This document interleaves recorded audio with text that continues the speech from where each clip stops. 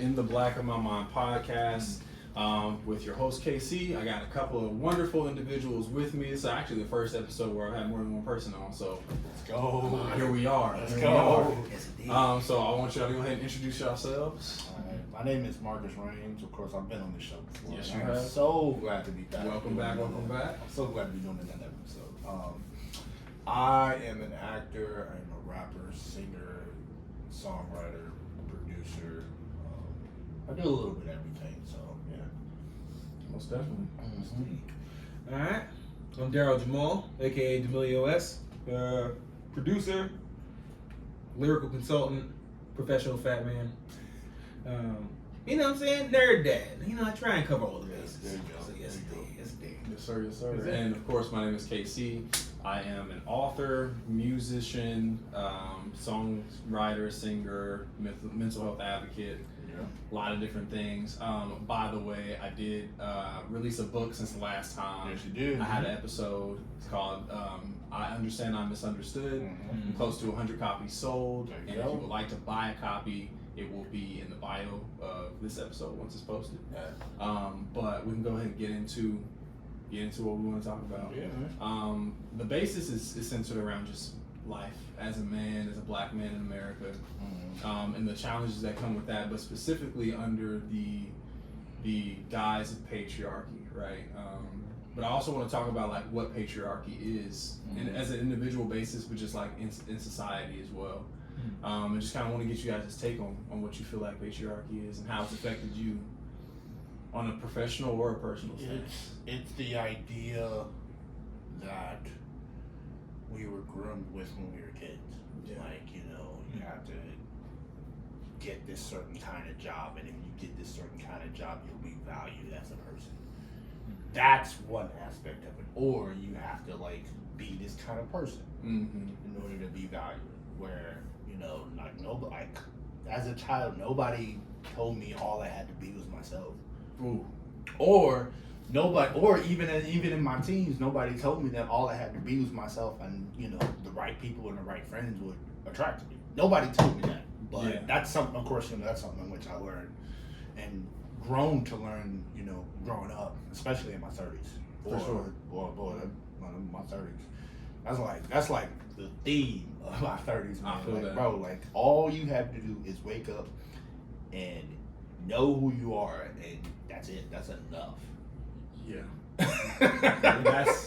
You said a lot. I know I did though. You said a lot to say a little, for sure. Yeah. Anything that Markus said. Oh But I think throughout my life, the view has changed.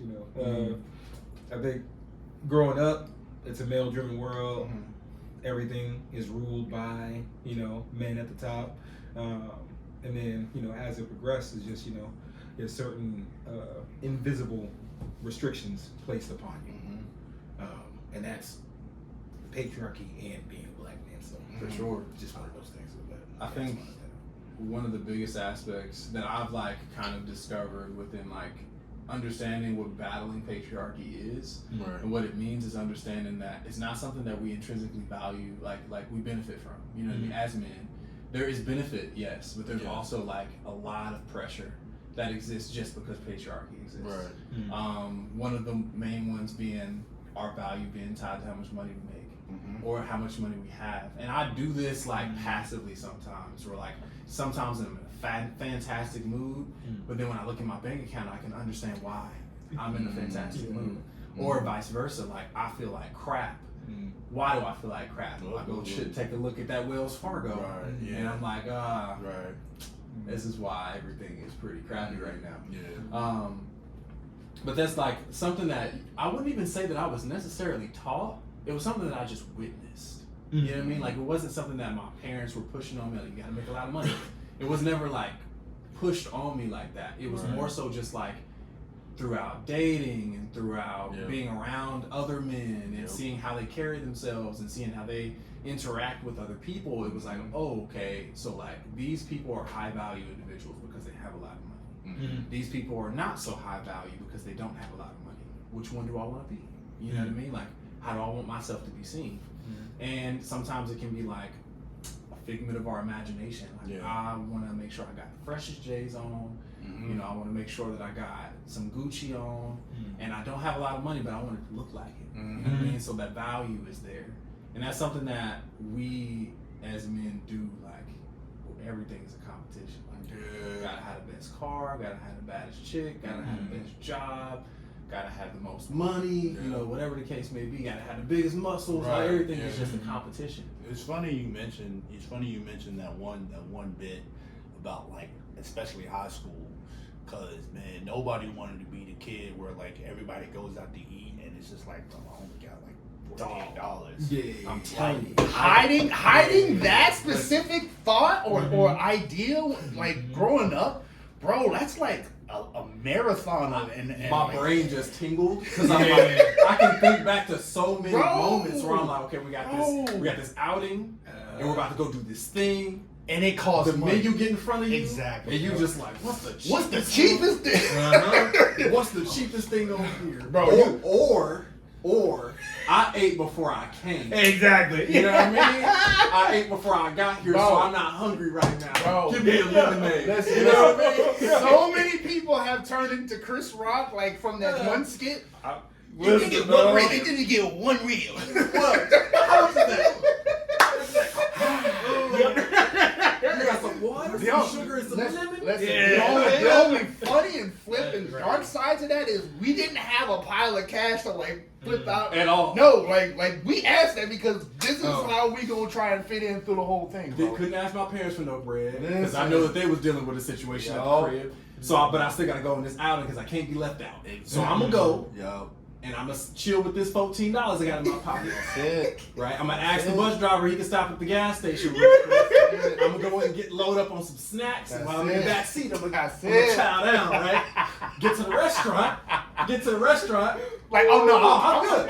That's all the snacks I had in the car. You got like a whole plan. You got an exit plan and everything. Okay, if this is too expensive, what am I gonna say? I got this. Yes. Like, no, my stomach's messed up. All while still trying to interact with everybody. All while still trying to interact with everybody. And that's just how patriarchy acts. But there's also a separate side of patriarchy, right? The way that it affects women. How it affects women, how it keeps them in places that they don't necessarily want to be, didn't ask to be in. Right. And that's a part that is like the biggest aspect of what patriarchy is that people understand on a societal basis, right? How it affects women as a whole. Right. And I brought this book because I read this book centered around patriarchy. Nice. And it had a really good point. This book is called Patriarchy Blues, Reflections on Manhood by Frederick Joseph. Nice. Great book. Got it from the Black and Brown bookstore. Shameless plug. Pick that up. But one of the biggest things that I got from this was the comparison that it made to being like centered around racism versus patriarchy, right?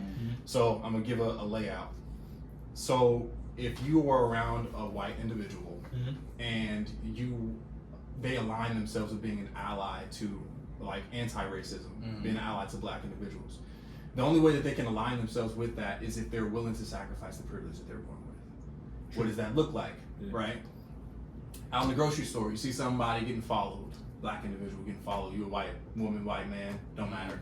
You notice this is something that's wrong. You understand why they're being followed. You not saying something means you're part of the problem. Just point blank period. You cannot say that just because you're not doing the thing doesn't mean that you're a solution to the problem. You're a perpetrator of the problem. If you can notice that something is happening and you do nothing about it, you are upholding racial roots. Absolutely. Same thing with patriarchy, right? You see a woman getting catcalled at the store by some dude he ain't letting up. Right. You see it, you walk away. You decide not to say nothing, you're part of the problem.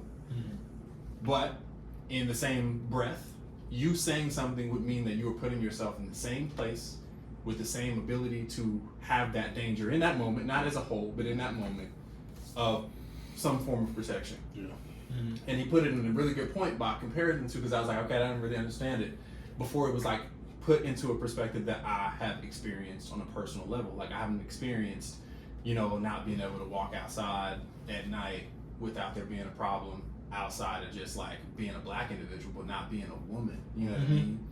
So I would say like that is one of the things that is something that I have to actively remind myself of when I'm just navigating the world. Like, how do I want to knock down that aspect of patriarchy when it comes to relations to any other individual? Like, I can battle my own issues when it comes to patriarchy, when it comes to like how much money I have in my pocket, where my value lies, or whatever the case may be. I can do all that just at the crib. But how can I affect the world positively on the other side of patriarchy? And it's just not allowing men to be trash. You know what I mean? Like on a just blanket level, how can we? And then you have to like dig even deeper. How have you added to being a trash individual as a man, as a person, a part of patriarchy? How can you just start to chop at that? What can you acknowledge? Like, okay, I definitely fucked up in this situation. Don't ever do that shit again. And if you see somebody else doing that shit, call it out.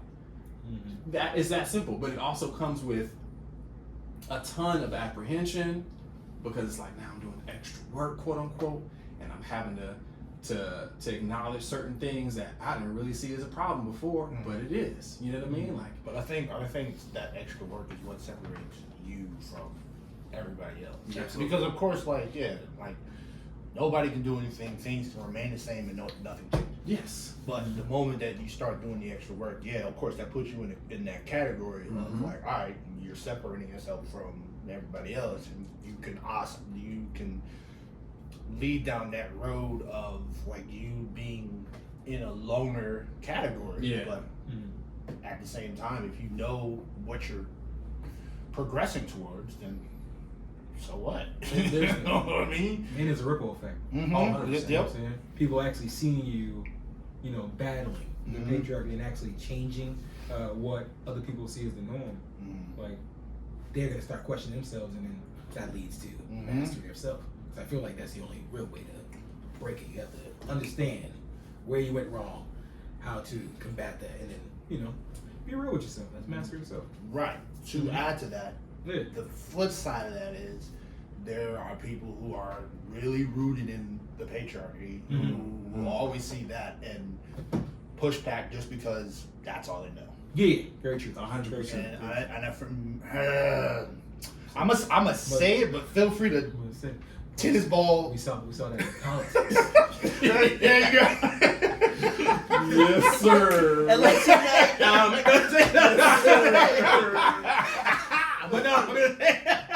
But man, like there are people who like I said, that's all they know, and it's like now you have to figure out if their pushback is just coming from a place of them actually wanting to understand, or if they're just saying it just to be saying it. Because there's a difference. There's a difference. Like and for me, it's like it's really challenging to like have certain kinds of conversations with people, because it's just like, all right, why are you pushing back? Are you trying to make me see what you think, or are you truly trying to understand where I'm coming from? And that's a tough situation to be in, because like having those tough conversations as a whole is something that can really isolate you, and that isolation can get discomforting. You know what I mean? Like, it can get to a point where you're just like, okay, maybe I should conform, because now I'm by myself on this island. Where I think this way, and don't nobody that I was around before think the same way that I did.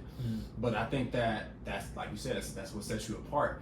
But it's also super important to be able to like understand that just because somebody was shitty for a long time doesn't mean that they don't have the ability to change that. Oh, yeah. Of course. You know what I mean? Like, I feel like people get locked into ideas centered around people, not understanding that we are people, meaning that we will always retain the ability to grow and to change and to learn. Even if you have like traditionally not been that person, you know what I mean? Like whatever cognitive dissonance. This is what I've been told, this is what the truth is. You cannot tell me anything to make me think otherwise.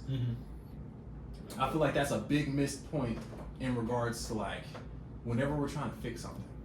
Like, I remember when I first started on my like mental health journey and like really going into trying to be on the field and get into the field of mental health, and like now I'm like in school to be a therapist and going in that direction. And I remember somebody told me that because I've been in psychiatric facilities and because I've had like suicidal ideation, that who am I to try to help somebody else? And I'm like, that's crazy. I'm like, the thing you're that the best person. Somebody told me this.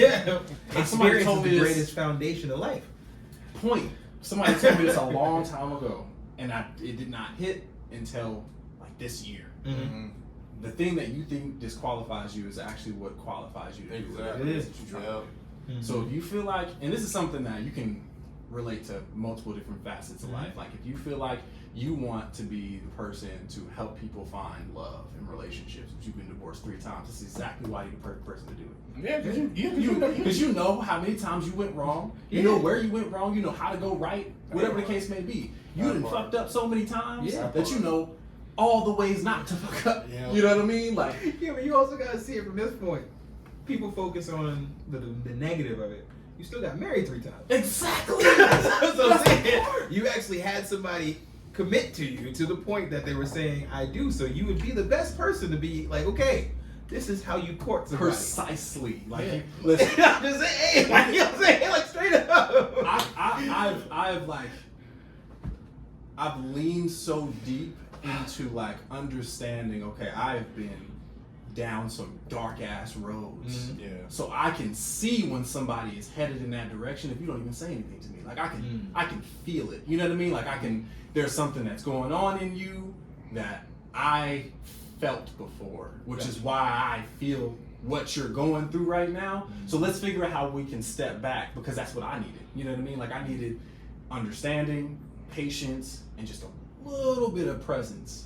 And I didn't have that at the time when I was like in my darkest moments. It was just like a lot of, I want to help you. And I'm like, listen, I've gotten to the understanding when it comes to like, especially as being a man, you have to be wanting to be helped. Because I didn't That's want it. that. And that's a tough place to get to. Yeah. Especially being a black man in America. Allowing for somebody to help you, allowing for someone to be there for you is tough. Yeah. And people kind of like toss that out as like washing their hands of the situation. And I can understand why you would want to do that. I can understand, because that's a difficult road to be on, a route to be on with anybody. Even friends, relationship, don't matter. It's still tough. But how much do you care? You know what I mean? Like, what would it? And I don't even like the term like treat people how you want to be treated. I like the term centered around treating people how you would treat yourself in your best state of mood. Right? What would you be doing for yourself if you was feeling the best that you possibly could? Right. Yeah. That's a great point. How would you offer that to somebody else? Because sometimes the way that I want to be treated ain't too nice. So why would I treat you that way? That's true. Yeah. You know what I mean? That's true. Sometimes I feel like I don't want to be here. So why would I treat you the way that I feel about myself right now? I wouldn't do that to you. Yeah. Most times people treat other people better than they treat themselves. Yeah. So like that phrase for me on a like, and this is not like demeaning or like belittling on a kindergarten sense of mind, makes sense. Yeah. But when we get into adulthood and we start living life, it's like treat people how you want to be treated. I want to be treated like a chicken wing right now. Yeah. Cook me, fry me, eat me, throw me away. That's what I want to be. That's how I want to be That's treated. crazy. You know what I mean? He's lemon pepper. That's crazy. Sometimes it's how you feel. Sometimes it's how you feel. So when it comes to just like treat people how you want to be treated, nah. I would never do that to you. Yeah. Absolutely. I care about you too much to treat you how I would want to be treated right now. You know what I mean? That's dope. So I think when we take it from like a basic standpoint, patriarchy is something that damages society. And it is the exact opposite of what it is that this country was built on. When it comes to like diversity and inclusion. And I see what you're saying. I see what you're feeling. No, I was really trying to think back. Like I was like, I don't mean on a founding father sense. okay, I was Actually, no, that's where I was though. I don't like, think I mean, like, in reality, like, I'm thinking of the original Euro American. Absolutely not. I'm thinking of like. I'm thinking of the sense of like where our ancestors came from, right? Okay. When we're in spaces where we are the ones that populate those spaces, how do we find ways to make everybody feel included? Gotcha. Because okay. we always traditionally. Here's the thing, we did though. That is the beautiful thing that I don't know where actually, we do know where. We know. We know where. where. We know where. There's several different places. Yeah. You know what I mean? Like, I'm like, There's like Civil War, Yeah. there's Jim Crow, Yeah. Civil Rights, Right. war on drugs. You know what I mean? Like, Let's spin a wheel and let's J. Edgar Hoover, Right, yeah, you know like, what I mean? But you can literally pick one. yeah, You know what I mean? like, Exactly, but you can have a whole section of Jeopardy about this, bro, for real. So with Yeah, I patriarchy, right? understand. With patriarchy, there's another side of patriarchy. Uh-huh. There's another side of like, I would say political living when it comes to gender, Mm-hmm. and it's feminism, Yep. right? Now we can speak about feminism only to a certain extent because we are all We're men and men. We ain't trying to tiptoe across that. I ain't trying to tiptoe across that line. Nope. But I do think that it's important to acknowledge the importance of feminism, right? Of course. And how it is what would like initially be on the engine of it, the thing that was built and created to battle patriarchy, Mm-hmm. right? It was built to knock down those walls, Right. an opportunity to expand. Mm-hmm. But there is like a dark side to everything. There's a Of dark course. side to Oh, everything. yeah, absolutely. And I feel like there's a lot of intersectionality within like feminism, patriarchy, and racism. Mhm. A lot of that, like there's certain things that white men benefit from Mhm. that we will never get, but it's still considered patriarchy, That's true. right? Mm-hmm. Just like there's certain things that, you know, women benefit from, but only white women will benefit from. Mm-hmm. That's true. It crosses over. So I feel like, I had this conversation actually at the circle. It was like a month ago, but it was centered around like if you're trying to battle a system, you have to start at the bottom of the totem pole. Mm-hmm. Because if you start at the top, everything below doesn't get affected. Mm-hmm. So you have to start at the most marginalized, most negatively affected population, because that means everything else is already going to get affected because they're getting everything. They're getting affected by every aspect of this shitstorm. Mhm. So if you start at the bottom, everything else works its way back up, and everything else gets solved. But the issue is that people start where they get affected. Mm-hmm. People start where they're being negatively affected. Yeah. And I feel like going past the idea of just like, okay, this is how it affects us. Right. What do we do? Mm-hmm. We hate the fact that we value ourselves based off of how much money we make. We hate the fact that we feel like we always have to be providing things, and if we're not, then we don't have any value. But there's deeper levels to that, Right. and it's the levels that affect women. Mhm. And I feel like I just want to kind of get your take on what you feel like you've witnessed in regards to, you know, both sides of the patriarchy that we live in and the society that we, whether or not we want to, contribute to.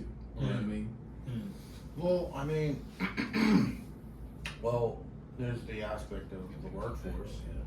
There's the aspect of the workforce where anytime like a woman comes into a male-dominated workforce, they feel like they have to be the man or like try and beat the man or whatever, instead of just allowing themselves to like truly flourish as themselves, and that's enough. Mm-hmm. Like no, there's this aspect where like regardless of what you do or how much you do, there's always a man that you have to like hurdle over. Yeah.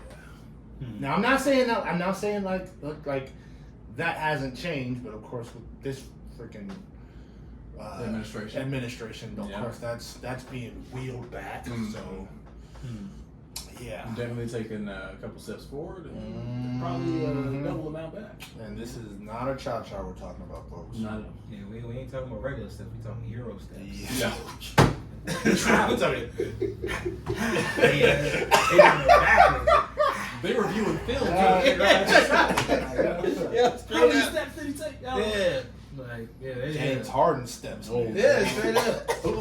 Yeah, like we were at the free throw line. We took 2 steps forward. Now we're at half court. You know what I'm saying? So, How did we get here? yeah. Was there any dribbling? Somebody pass? No? Okay. Yeah, that's crazy. But now, what I've experienced it on multiple levels, because I've been a fireman, been an executive, been in the music industry quite some time. Mm-hmm. But a lot of times when it comes to like women in power, there's always some sort of miraculous Nostradamus effect. they got there because they slept with somebody. No. Or if they didn't, if they got there for their own merit, the men either above them or around them or their peers, they see them as a trophy. Yeah. You know what I'm saying? So like, I feel like that's the constant battle that a woman has in the workplace or anywhere of prominence. And I think it's important to highlight a couple things, right? Mm-hmm. First off, most educated group of people in America is black women. Mm-hmm. They have the most degrees out of any demographic in America whatsoever. Mm-hmm. We had one running. I'm telling and she literally broke down everything that's going on now, and ain't nobody want to listen. I don't want anybody to try to say anything opposite of black women are excellent because they are. Yeah, they are, and you can try to refute that, but if you want to make it a statistical thing, we can do that. Yeah, we're still in the same conversation. You know what I mean? Like, there's nothing that can like divert that conversation in a different direction and can be battled with facts. You know what I mean? And I feel like a lot of people just like miss out on that aspect. Like, okay, this person got to this place because they slept with this person or they threw this person under the rug, and they do that so often that it's like almost instinct. Yeah. You know what I mean? To think that, okay, so this person is a CEO. How did you get there? Well, maybe, because she worked her freaking ass off. And that's maybe. And they had to do 10 times the work just to get to that. 10 times the work just to get to that point. Yeah. Just for somebody to slap them in the face by saying you got there because you slept with somebody. Or you were a DEI. You know what I'm saying? So like, you know what I'm saying? Like, listen, I've been in so many spaces. So I was in early childhood for a long time. I was in early childhood education for a long time. And I was getting a lot of opportunities. And I couldn't understand where these opportunities were coming from. Because especially in the beginning, I'm very fresh to this. I've never done anything like this before. I was working at Nike, dog. I ain't never been in a classroom. Yeah. But now I'm in a classroom in 2 different positions. How did I get here? How did I get here? And at the time, I'm young. I'm, green-eared. I'm trying to figure out, this is just a great opportunity. I just got lucky. No. That wasn't what it was. It was, they need black men in classrooms. You were willing to do that? We'll toss you in whatever one you want to go in. We will put you in whatever place they want. And whether or not that was like a need basis or a DEI hire or a man thing, it was still benefit. Yeah. Because somebody, any woman with the same background as me coming into that space likely wouldn't have gotten the same treatment. You know what I mean? Like, and looking back, it's just like, okay, so what did I keep from happening by being here? You know what I mean? Like, someone who might have had the credentials to be in this space, who did I knock out of the running just because I wanted to be? You know what I mean? And that was like what kind of pushed me into the drive of like, okay, I need to be educated. This point blank period, regardless of what it is that I want to do, I need to go get educated. I need to figure out a way to put myself in the name of hats that people choose from that is centered around what it is that I know, not where I've been or what places that I've worked, but what can be trackable. Like this person knows this because this says so. And I know that's not necessarily like the best way to quote unquote pick candidates, but it also puts me in a different conversation with a different group of people versus, okay, he knows X, Y, and Z. We've seen him do A, B, and C, so maybe he's good for this here, right? Versus 10 people, this is what they know. They all know the same thing. Now we can go deeper.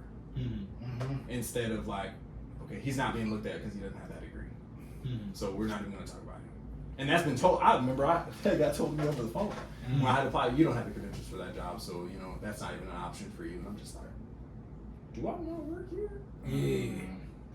Do I want to work here? Because that's not a soft skill they use. I'm like, yeah, that's great. That's great. I was like, oh, okay.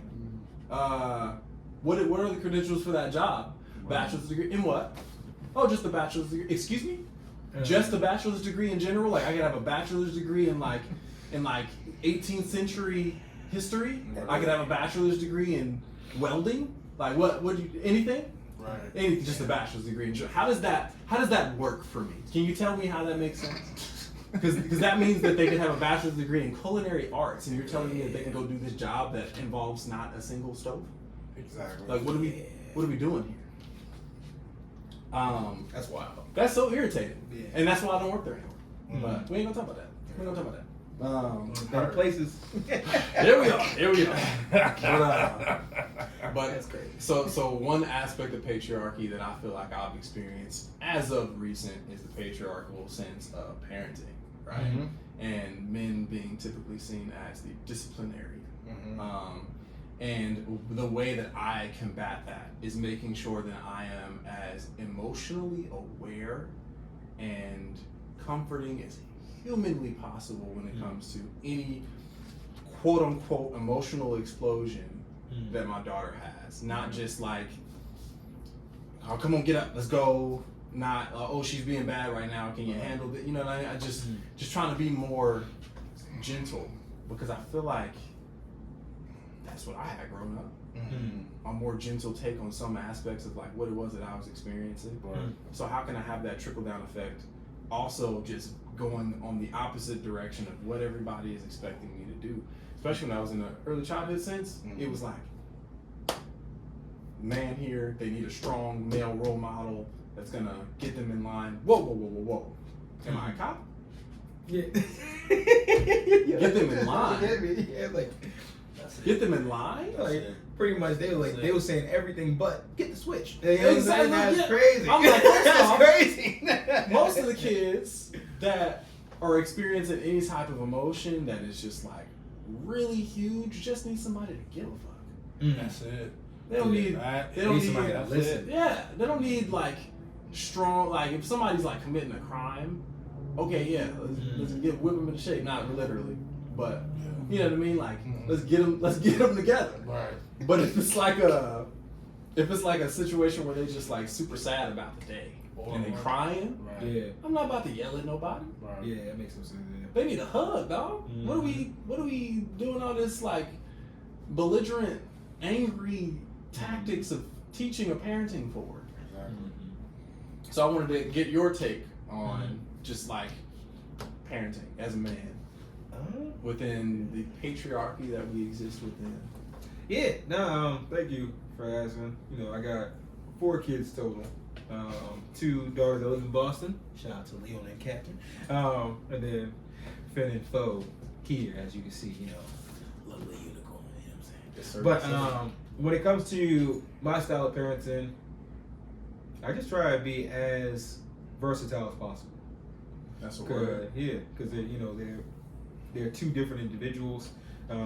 They both gotta understand that, from my standpoint, because I grew up in Boston, where nothing was safe. But nothing was safe. But I also spent time on the Indian reservation in Mississippi.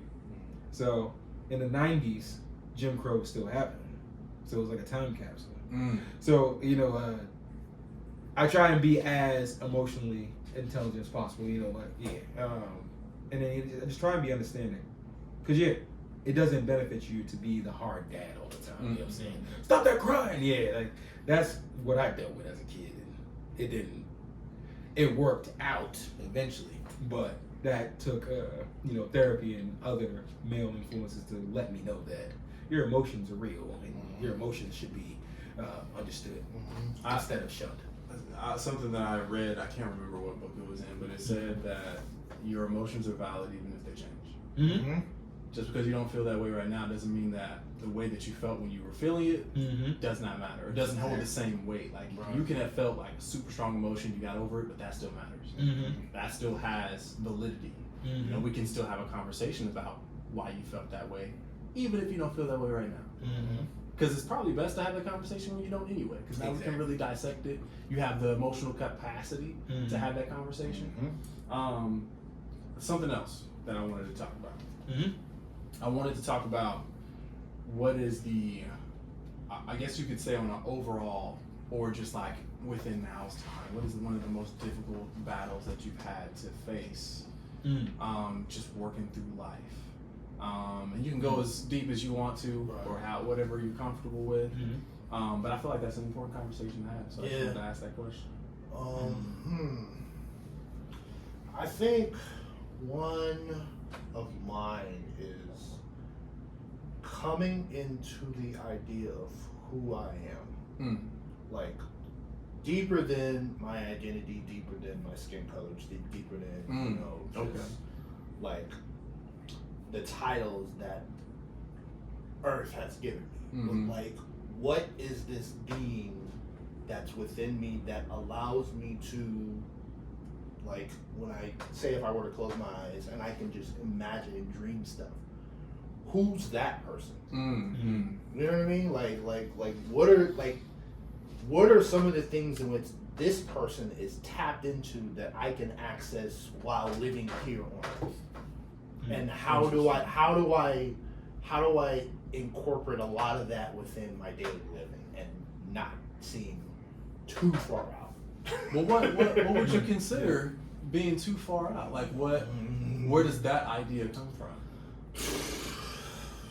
The idea that who we are deep inside of ourselves is limitless. I don't really think that's too far out. I don't think, right. I think, again, henceforth this whole original conversation of the patriarchy, because if you take that to the patriarchy and be like, oh, you want to do this and that? Nah, but scratch out a couple things there and then you can do this. Like, you're not wrong. Yeah. Like, word? Is this so really you trying to tell me deep inside that I'm wrong? Like there's a core being deep inside. Every single time I talk about it, I feel tingles, and you're trying to tell me that I'm wrong. Okay, buddy. All right. You know what? That's because I can name maybe 3 things off the top of my head that give me that exact feeling. Yeah. I feel like just a rush of like I can do whatever the fuck right now, dog. Like, and if I would have that conversation with 9 out of 10 people, they'd be like, bro, what the fuck are you talking about? Exactly. Like, first off, no. Exactly. You can't do that. Exactly. You can't go there because you got this, and this, and you ain't did this, and this. So you can't do what you talking about. Exactly. You're not wrong. I must say, I think that is one of the side effects of the patriarchy. Because a lot of times you're telling people your plans, and then they're projecting their fears upon you. That's it. Their what they feel. Their limitations. Yeah. But you know, just like you said, us as beings were limitless.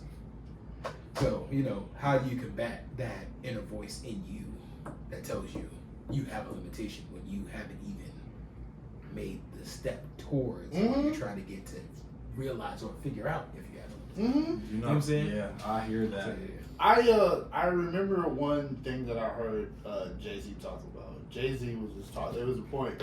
You probably know what I'm going with. When he said that, I was like, hold on. Ear tingling. Right.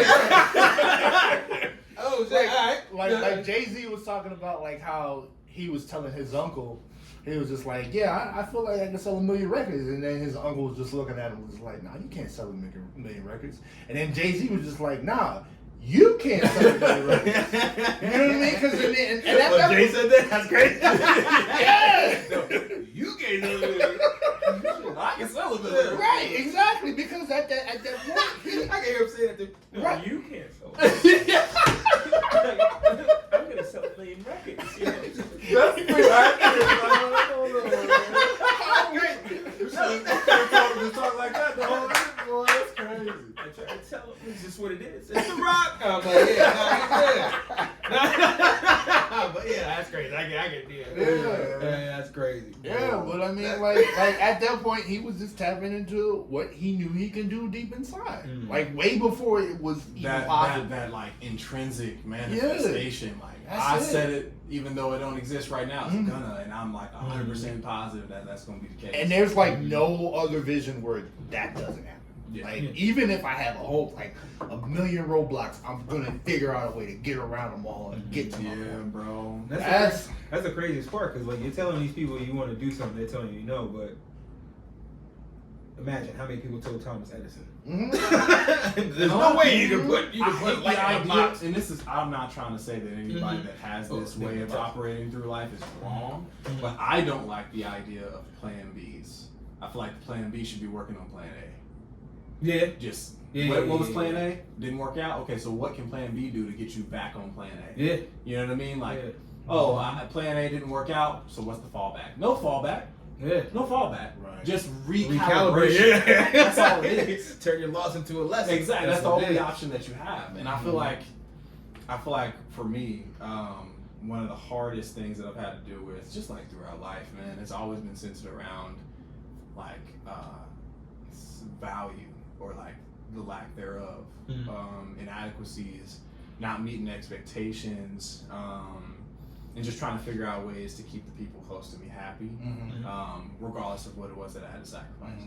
I'm telling you, dog, I cannot tell you how many times I've like sacrificed a meal to do something for somebody else, or, bro, you know how many times I went out on a date with less than $20? Oh no, I did 20, just made it work. Yeah. I got $24.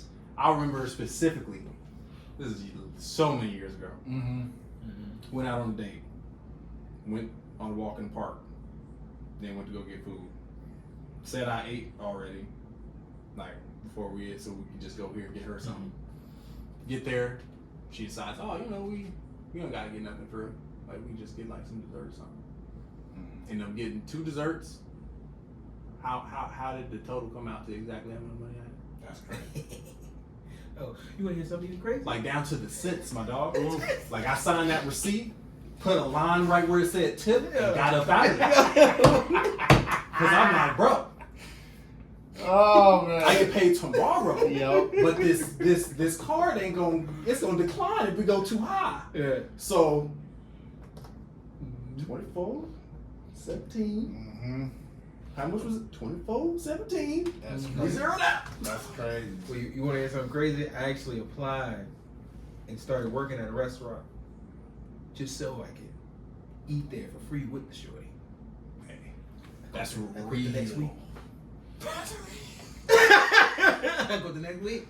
Wait a minute, hold on. The Run that. dedication, Oh wait, dog. run that back. Hold on, run that back for the first. Hey. But you said what? Yeah, I was like, hey, this is a nice, because I was talking to this girl and I was broke, and then I need a job anyway. But yeah, she was like, oh, I like this restaurant. I was like, oh, really? Say less. Yeah, exactly. I'm gonna I make applied. I worked. I'm I gonna put a worked pin there. in Yeah. that. I worked there as a line cook for like a week. I was like, we had our date. It was a day off that I had. I ate there for free. They all knew me. They treated. It was like, oh yeah, no. They gave the red carpet treatment. Oh, Yeah. I know you felt like. Oh yeah. I was a king for a day. Yep. I went in there the next day, started cooking, and then Shorty she ended up dumping me and started talking to like some basketball player that played that was at the same school as me. He ripped his ACL. Hey, oh no, he was gonna know it. He was trash. Oh, but he was absolutely basura. He was just skinny. That was the only difference. What? Yep. Hey, I was like, man. I'm out. It was like, yeah, I quit. And then, yep, did a jazz gig. And then, so like 2 weeks later, this man going upside the head. I was like, oh man. And I had to step in on that because that's crazy. I don't know about that. Oh yeah, 100%. But yeah, her dad was like, but why didn't she stay with you, Darrell? I'm like, ask her. Deuces. I'm out of here. You know something. I got a job just for a date. Something that I'm tired. Well, I wouldn't say that. I get tired of doing. I get tired of doing. I know that it's gonna never stop. But something I get tired of doing is having to figure something out.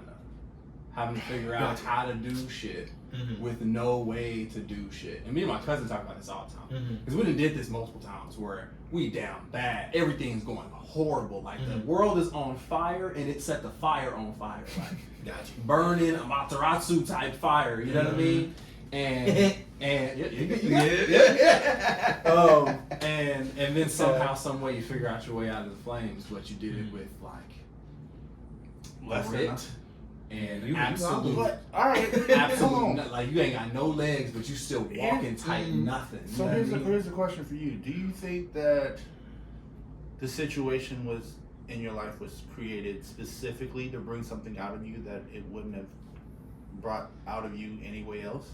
I feel like yes and no. And the reason why I say yes is because the mind state that I have in this given point in time is so strong that is very little that can like break me down.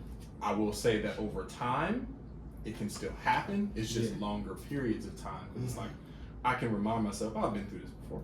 Yeah. I've been through something similar to this, and I got through that, so I'm gonna get through this. But when you be in it for a long time, it's like you start to, like if you're holding this book up, 5 seconds ain't that bad. But then 20 minutes start feeling like a cinder block. Exactly. 2 hours start feeling like you're trying to hold up a house. Right. You know what I mean? Like it's one of those situations where like this weight ain't that bad, but if I hold it for too long, I ain't gonna be able to hold it forever. Right. So that's something that is problematic because I feel like there's not a lot of quote unquote like bailouts or ways out of situations for men as a whole. It's just we are the ones who are supposed to find the solutions. We are the ones who are the solution in most cases. Like if shit is hitting the fan, what are you gonna do? Everybody gonna look at you first. Like if we in a room full of people, 5 out of 10 of those people are men, somebody break in with a gun, they're looking at us. Yeah, absolutely. They're looking at us. And that's a part of the patriarchy too. You are you are initiated into this world as protect. First job. Whether you learn how to provide. As soon as you hit those 2 P's, protect and provide. Regardless of what you got going on, something happened, that's the expectation. You have to protect. Somebody's trying to run up on you and your woman, they ain't gonna be looking at her to fight him. Oh, hell no. It don't matter how big homeboy is. You have to take that down. Hey, I'm sorry, I ain't thought about my wife. Hey, sir, don't get in trouble with this podcast, bro. I'm gonna let you know. Bro, come in. I'm a Mariah Carey with Nick Cannon, bro. Of all people on the podcast. Shut this thing entirely down, bro. Don't get yourself in trouble. Don't do it. My wife is the best. She does roller derby. She makes people fly. Oh, you know what I'm saying? Make you fly. Yeah. No. I've flown a couple times. Don't be flying like Martin when he got knocked out by Tommy. Hilarious. I believe you got me. Wrong person. No, I understand. Yeah, man. That's definitely one of the toughest parts of just being a man, bro. And then you like knowing that in your brain, knowing that that's what you got to do. And then, like, when shit hits the fan, you're just like, okay, I know that I can call 3 people for help right now, but I'm not supposed to do that. So let me not do that. Let me go ahead and suffer through this real quick. Let me figure out a way to get out of this without nobody helping me. And sometimes you can dig yourself a deeper hole. Yeah, absolutely. You dig yourself into a worse situation because you didn't ask for help. So one of the lessons for my mid to late 20s now is being ask for help, even if you don't feel like you need it. That's it. Just ask. Just ask. It's all about the and get comfortable practicing that skill of like I need to clean the crib right now, but I think I might need a little help doing that. And you don't. You know you don't. It's a finite area. Yeah, it don't take that much, but just practicing like, hey, can you help me out real quick? That's it. Can you help me get this real quick? That's it. You want to go with me over here real fast? It's not like that dependency, but it's also just like also understanding like you are not in this world by yourself. That's it. Whatever situation you're going through, you do not have to go through it by yourself. My dad said something to me like 6, 7, 8 years ago at this point, and it didn't start sticking until like 2, 3 years ago. He was like, anything that you're dealing with, you don't have to. That's it. That's boy. And I didn't it was I think what was I doing? Car ran out of gas. Car ran out of gas. He needed to come help me get some gas in the car. And I don't even know what we was talking about at the time. But I remember he said it to me and I was just like, okay. Thanks, I guess. Right. And I don't know what you're talking about. Like, yeah, dude. Sometimes like I gotta go to work. But when you put it on a different aspect, do you gotta go to that? Do you gotta go to that job? Are you gonna die if you don't work that? And that's what I put it in. Is am I going to die if I don't have this thing? Am I gonna die if I'm not in this relationship? Am I gonna die if I don't stay in this place? Am I gonna die if I don't go through this suffrage? You know what I mean? Like that's not a necessity for me. Now that's not saying like avoid hardship. It's more so saying is this considered a hardship that you need to go through? Like is this necessary for survival? Is this optimal for your life? And that's something that I just apply. Like I'm not about to sit through this because I don't have to. Yeah. Regardless, like don't fuck with me at a job. Don't do it to me. I'm not gonna be working somewhere and you treat me like doo-doo and I'ma stay. Oh yeah, absolutely not. Absolutely not. Yeah. I don't care. I've been through so many jobs where some racial shit happened, and then they'd be like coworkers be like, "Oh, so you for real? You about to leave?" Hell yeah. I'm like, what you mean? Y'all still here? Yeah. Like, why? Why y'all still here? Man, I just need a job. They hiring. Yeah. Right. They hiring everywhere. You know, Kansas City, Kansas works. Listen, I'm telling you, that's something that I would say That's real. is a problem for me. You know what I mean? Is I'm not the type of person to sit through something that ain't any type of positive. But don't you think society has kind of made that the thing when it comes to, black men and women? What you mean? Because like society almost, well, especially now, like poverty is not something that we actually wanted. We just had no choice, so we made it look good. You know what I'm saying? That's we apply that to a lot of I'm different just saying, things. yeah. Bro. I'm like, yeah. So I'm like, when it comes to the patriarchy, because we are men, they see us as the king with no castle, right? No matter what, if it goes good, it goes bad, you're responsible. So like when it comes to like, the patriarchy, you know what I'm saying? They want you as a man. You almost get shunned if you avoid. You know what I'm saying? The issue. They want you to take it head on. They want you to pretty much die on that sword.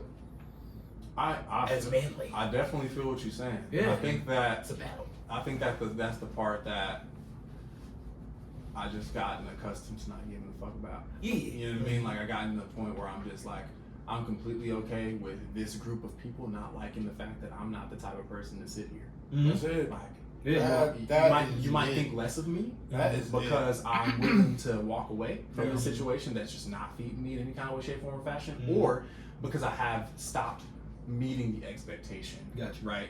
And I feel like that's something that is worth having a conversation about too, is when you get to a certain point of like, whether it be comfortability or complacency, kind of interchange the words, people kind of forget what it was that got you to that specific point. Exactly. You know what I mean? Like, do you know what I got through to get here?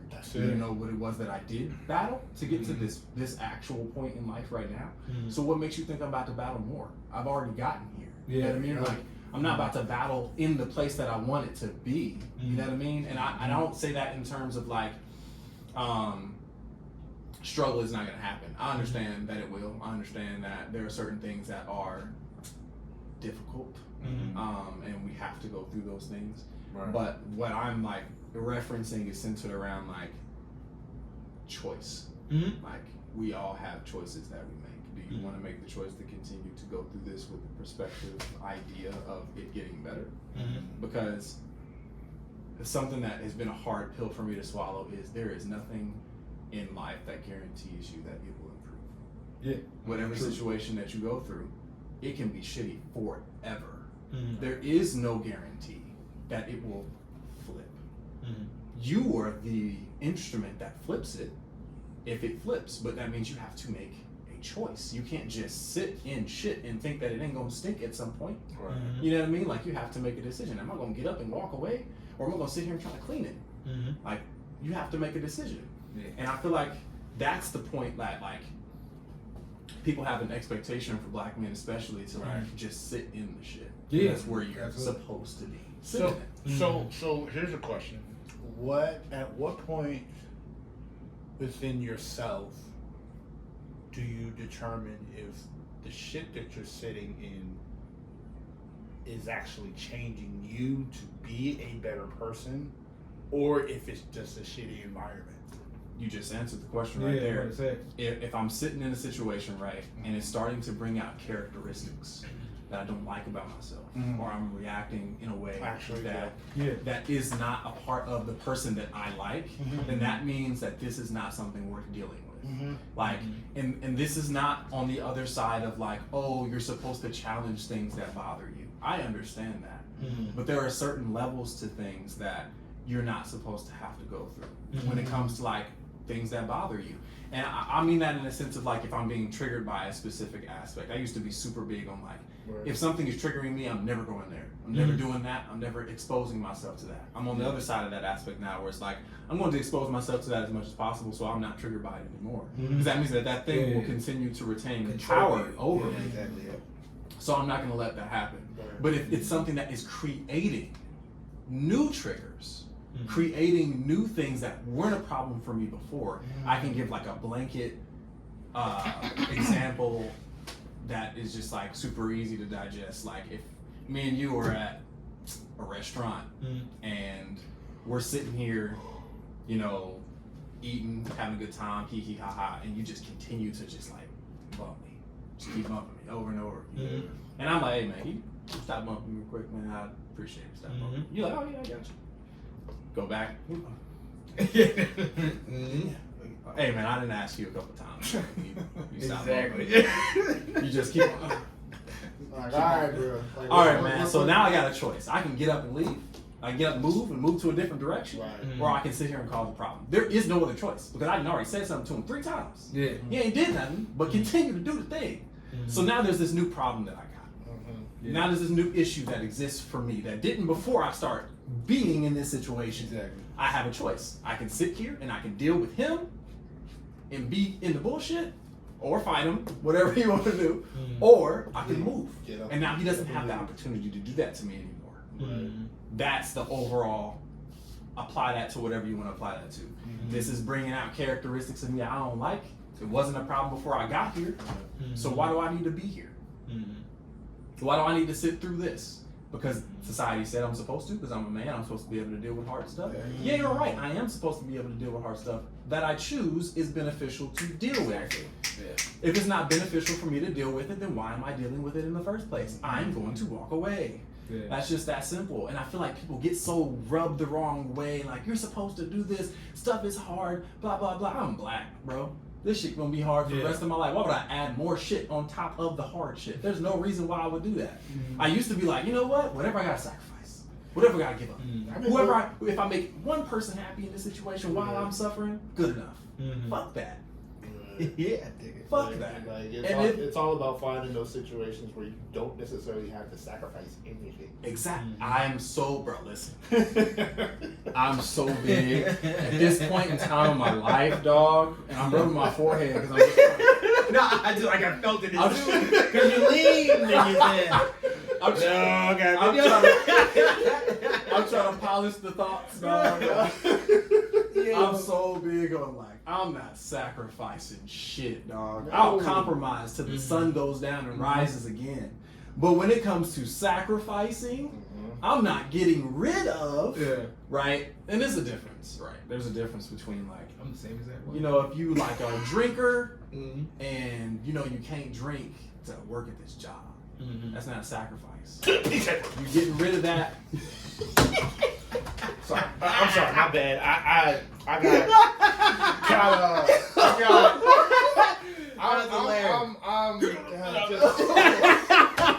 Just things are just in my chest. I just listen. I'm good. We good. You're hilarious.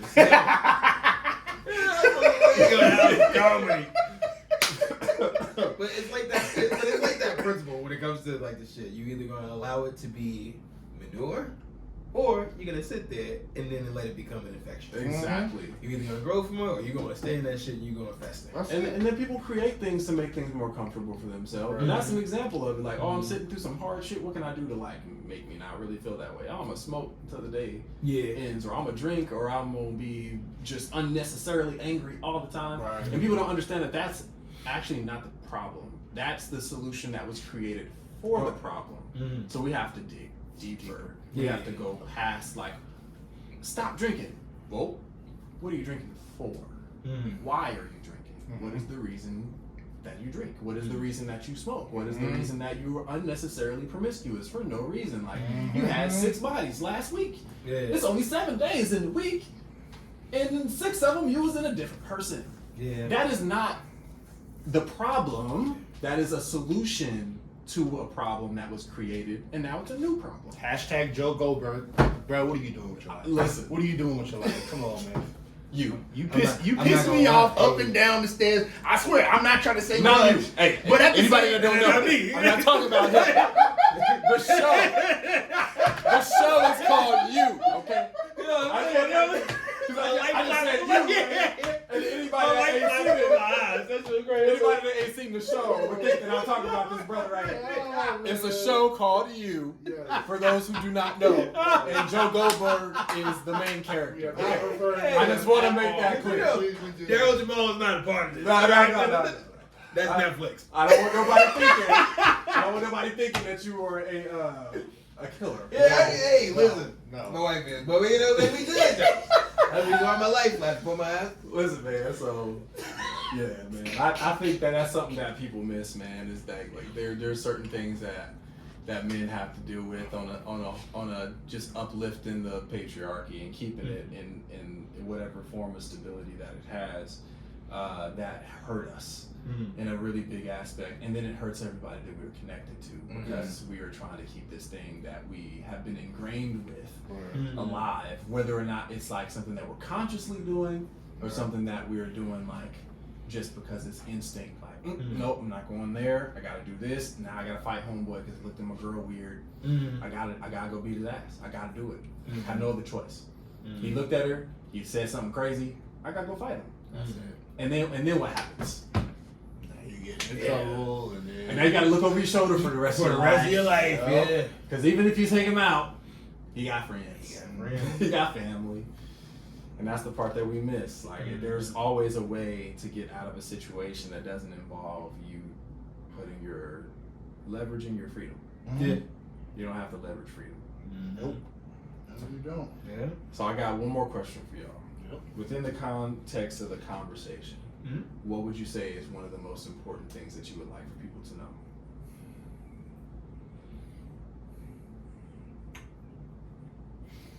I would say one of the greatest weapons we have with fighting patriarchy is to know who you are in the context of humanity.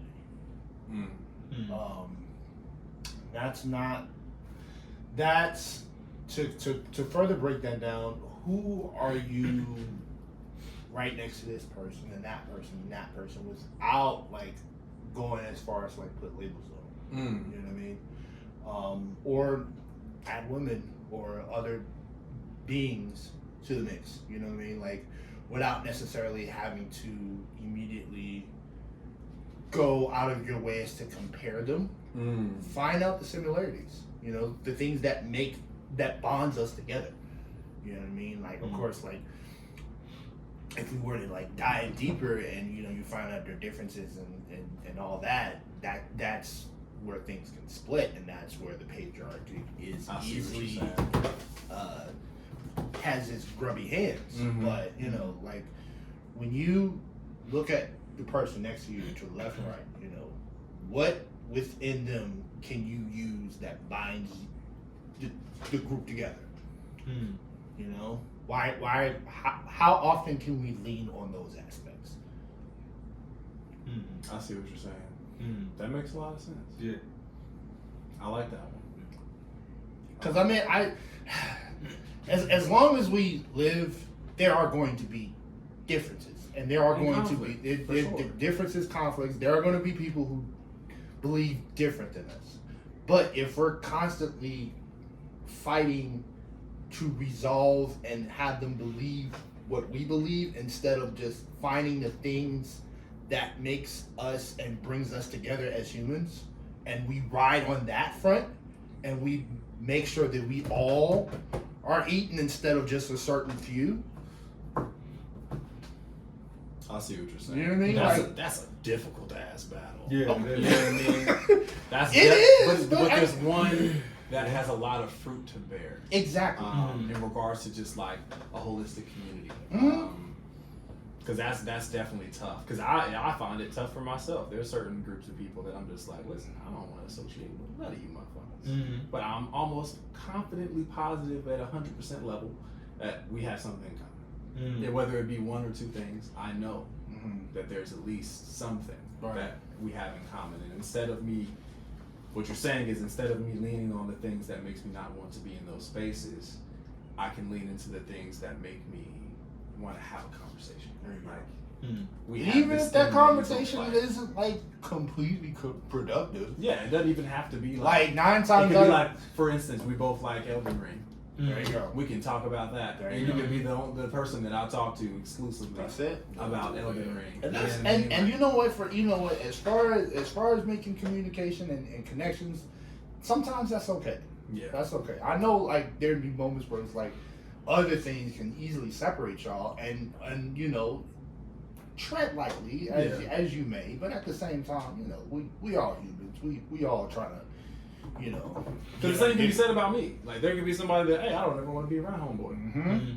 I don't ever want to be around him for any reason. But we do got this thing in common. Exactly. So if I do want to be, if I am around him, I know what to talk about. I know if we're in each other's space, I don't talk about this, and that, but we can talk about this because we both know that we both like this thing. So this is the only thing that we explore. You know what I mean? And I feel like that got some benefit for sure. I like that. I like that. I think a couple things that come to mind, but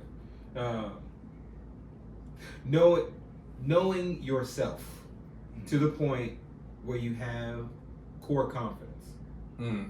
I feel like that is ultimately what you can utilize to battle patriarchy. Because you're not going to be influenced by other people's words or what society has for you. If you know that at your core you feel like this is right and you're willing to learn other things to evolve, I feel like that's the biggest lesson. That key word being learned, because you can go with this whole mindset of like, oh, I know who I am and everything I know about myself, that's right. And you just go bullheaded straight forward with everything without accumulating But some people don't even really know themselves. That's They haven't truly taken the time to be like, I actually like this, or was it influenced by somebody else? And that's the part that's really a big ticket, is understanding like I like this thing because I like it. Exactly. Not because the girl that I've been trying to talk to for the past 6 years likes it. I like this because I know that she gonna dig it. No. Or my parents told me that this is something that, you know, is interesting and this is what I was taught, so that's why I like it. No, I learned this along the way. And I realized that it was something that I enjoyed, so this is what I do it for. And I'm not stopping it for anybody. You know what I mean? That's the part. I have 2 things. First one is your value exists because you do. There you go. And the second one is one that's exclusive to us as men, but masculinity is a human trait, not a man trait. You can be masculine. You can be a female masculine. And then that interchange that. Femininity is a human trait, not a female trait, not a woman trait. It exists within you, and tapping into that is what makes you a whole person. Not a man or a woman. It makes you a human, a whole person. So being able to like align with that feminine energy, and also it makes you a whole man. Listen, and I'm telling you, I feel like that's the one that I feel like that's something that like we have another conversation about that. We definitely can. No, I'm telling y'all. The lines between masculinity and femininity, because, but yeah, we're gonna have to have a woman for that one, so we can wait on that. But for sure, I appreciate y'all. Being a part of the podcast, and I appreciate you coming back on being a podcast. And this is being the first one. We got more than 2 people on there. It's great. So, and I appreciate you letting us use your beautiful home. Yeah, man. That's a space that we have. I do what I can, brother. I'm just glad to be here. Right, I feel it. Well, I'll have both of y'all stuff, everything that y'all do, that y'all are a part of, tagged in the video, and we'll make sure that everything gets out there so people can tap into what y'all got going on. Sure. Most definitely.